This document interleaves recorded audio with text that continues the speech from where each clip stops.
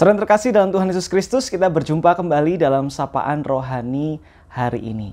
Sebelumnya mari bersama kita berdoa. Kami bersyukur karena karya-Mu, karena karunia-Mu, karena anugerah-Mu, maka setiap kami dapat merasakan kebaikan-Mu Bapa dalam kehidupan kami setiap hari termasuk hari ini. Kami percaya juga bahwa Engkau selalu berkenan untuk mewarnai hidup kami dengan tuntunan firman-Mu yang sebentar akan kami renungkan sejenak.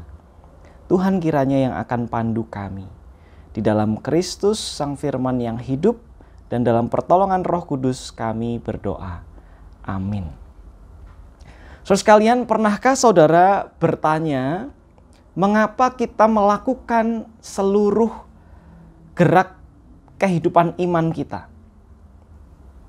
Yang saya maksudkan adalah kenapa kita melakukan kebaikan ini dan itu, atau kenapa kita menghindari kejahatan ini dan itu.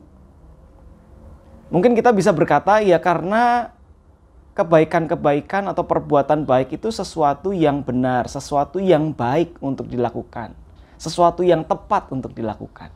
Dan sebaliknya, segala hal yang jahat itu sesuatu yang tidak baik untuk dilakukan. Tetapi saudara sekalian, sebagai orang percaya, kita tidak hanya melakukan berbagai hal baik, baik secara kebaikan dalam kehidupan beriman atau dalam kehidupan secara umum, bukan hanya karena apa yang kita lakukan itu sesuatu yang baik, tetapi karena ada motivasi yang lebih besar dan lebih dalam dari itu. Apakah itu? Itulah yang kita temukan dari Keluaran 20 ayat 1 sampai 21. Tentu kita mengetahui apa isinya, yaitu tentang ke-10 firman. Dan tidak jarang kita juga menghafalkan urut-urutan setiap ke-10 firman ini.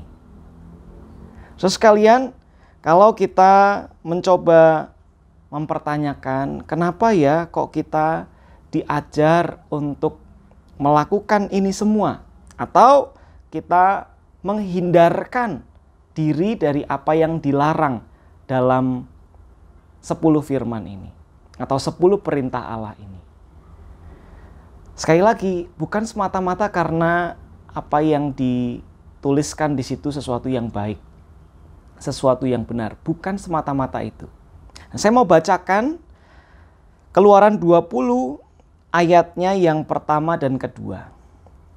Lalu Allah mengucapkan segala firman ini. Akulah Tuhan Allahmu yang membawa engkau keluar dari tanah Mesir, dari tempat perbudakan.